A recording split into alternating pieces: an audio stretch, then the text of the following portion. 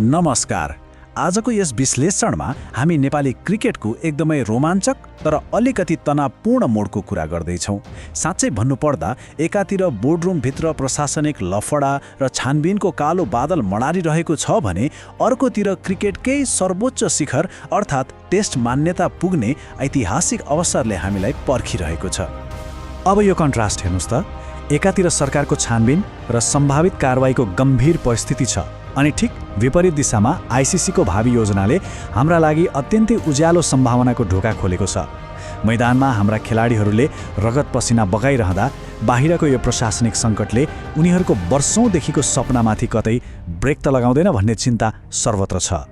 सुरुवात गरौँ हाम्रो पहिलो विषयबाट, क्यान विरुद्ध मन्त्रालयले चालेको कदम। यो कुनै सामान्य सोधपुछ मात्र होइन है। घटनाक्रमलाई सरसर्ती हेर्ने हो भने यो निकै तीव्र गतिमा अघि बढेको देखिन्छ। मङ्सिर 7 र फागुन 12 गते अख्तियारमा उजुरी परेदेखि पुस 25 को सचिव स्तरको निर्णय हुँदै वैशाख 14 मा त मन्त्रालयले राष्ट्रिय खेलकुद परिषदलाई अन्तिम चेतावनी पत्र नै पठाइसक्यो। एउटा सामान्य उजुरीबाट सुरु भएको यो प्रक्रिया अब स्पष्ट कारबाहीको बिन्दुसम्म पुग्नु पक्कै पनि सानोतिनो झट्का होइन। अब यहाँनिर बुझ्नुपर्ने मुख्य कुरा के छ भने खेलकुद विकास ऐन 2077 को दफा 28 र 29 यहाँ तानिएको छ। सजिलो भाषामा भन्नुपर्दा क्यानले आवश्यक डकुमेन्ट र आय व्ययको हिसाब किताब बुझाउन सकेन भन्ने गम्भीर आरोप छ।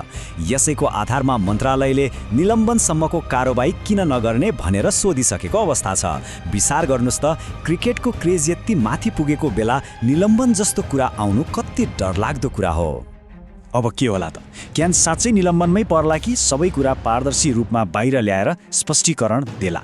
अहिलेसम्म क्यानबाट स्पष्ट जवाफ त आएको छैन, तर क्रिकेटलाई माया गर्ने जो कोहीको पनि एउटै चाहना छ, हिसाब किताब प्रष्ट होस्। किनकि संस्था बलियो र पारदर्शी नभइकन त खेल र खेलाडीको भविष्य सुरक्षित हुनै सक्दैन नि, होइन र? अब लागौँ दोस्रो विषयतर्फ, क्यानले हालै घोषणा गरेको नयाँ अवार्ड। यस्तो चर्को प्रशासनिक तनाव एकातिर छ, तर क्यानले खेलाडीको मनोबल बढाउन एउटा राम्रो इनिसिएटिभ पनि लिएको छ। अब हरेक डिसेम्बरमा क्यान वार्षिक अवार्ड आयोजना हुनेछ। यसमा उत्कृष्ट पुरुष, उत्कृष्ट महिला, उत्कृष्ट युवा, लाइफ टाइम अचिभमेन्ट र मोमेन्ट अफ द इयर गरेर 5 वटा विधा राखिएका छन्।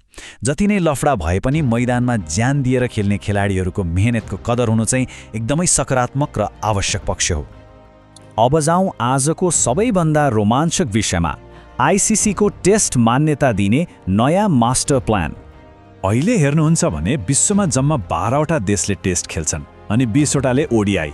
तर राम्रो कुरा के भने आइसिसीले यो सानो एक्सक्लुसिभ क्लबभित्र मात्रै खुम्चिएर क्रिकेटको विश्वव्यापी विकास हुँदैन भन्ने महसुस गरेको छ। त्यसैले अब 14 वा 15 वटा टेस्ट राष्ट्र र झन्डै 30-32 वटा ओडिआई राष्ट्र बनाउने योजना बन्दैछ। नेपाल जस्तो क्रिकेटप्रति पागलपन भएको देशको लागि यो साँचो अर्थमा एउटा गेम चेन्जर साबित हुने पक्का छ। यो समग्र योजनामा एउटा नम्बरले हाम्रो लागि निकै ठूलो अर्थ राख्छ, त्यो हो 2। अहिले चलिरहेको विश्वकप लिग 2 को साइकल सकिएपछि आइसिसीले कम्तीमा 2 वटा एसोसिएट राष्ट्रलाई टेस्ट मान्यता दिने तयारी गर्दैछ। कल्पना गर्नुस् त, दशकौंदेखि हामीले देखेको टेस्ट खेल्ने सपना अब केवल सपना मात्र रहेन, यो त हाम्रै अगाडि प्राप्त गर्न सकिने यथार्थ बनेर उभिँदैछ। यही सन्दर्भमा हाम्रो चौथो र अन्तिम भाग, टेस्टको दौडमा नेपालको चुनौती। नेपालको विशाल फ्यान फलोइङ देखेर आइसिसी पनि दङ्ग छ, त्यसैले हामी प्रमुख दावेदार त पक्कै हौँ। तर यो दौड सजिलो भने पटक्कै छैन है। अग्रपङ्क्तिमा हामीसँगै निरन्तर राम्रो खेलिरहेको स्कटल्यान्ड र नेदरल्यान्ड्स अनि निकै आक्रामक फर्ममा रहेको अमेरिका छ। त्यस्तै ओमान र नामिबिया जस्ता बलिया टोलीहरूले पनि पछाडिबाट कडा टक्कर दिइरहेका छन्। यो कुनै सामान्य प्रतियोगिता होइन, यो त विश्व क्रिकेटको एलिट क्लबमा छिर्ने महासङ्ग्राम नै हो। यो अवसर जति ठूलो छ नि, हाम्रो मैदानभित्रको चुनौती पनि त्यति नै गम्भीर छ।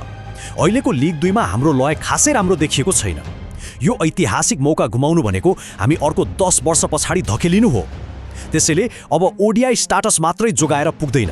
आउने सिरिजहरूमा हरेक खेल गर्या मरोको स्थितिमा छ। खेलाडीहरूले आफ्नो लय समातेर फर्ममा फर्किनुको अर्को कुनै विकल्प नै छैन। त्यसैले अब यो अन्तिम र सबैभन्दा ठूलो प्रश्न बाँकी रहन्छ, के नेपाली टोलीले लिग 2 मा आफ्नो खेल सुधारेर त्यो ऐतिहासिक टेस्ट मान्यता हात पार्ला, वा यो प्रशासनिक लफडाले हाम्रा सपनाहरू फेरि पनि अधुरै रहलान्? साँच्चै भन्नुपर्दा नेपाली क्रिकेट यति बेला इतिहासकै सबैभन्दा निर्णायक दोबाटोमा उभिएको छ। मैदानको प्रतिभा र खेलाडीको भोकले बोर्डरुमको यो सङ्कटलाई जित्न सकोस्, हामी सबैको कामना यही छ। आजको यस जानकारीमूलक प्रस्तुतिमा हामीसँगै रहनुभएकोमा धेरै धेरै धन्यवाद।